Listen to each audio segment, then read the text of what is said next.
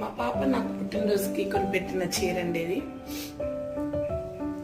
మంగళం పట్టు అంట, మంగళం పట్టు ఇది అన్నమాట.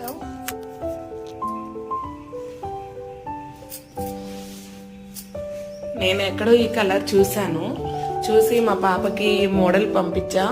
నా పుట్టినరోజుకి ఇలా గిఫ్ట్ ఇస్తుందని అనుకోలేదు. పట్టు శారీ అన్నమాట. కలర్ కాంబినేషన్ బాగుంది కదా.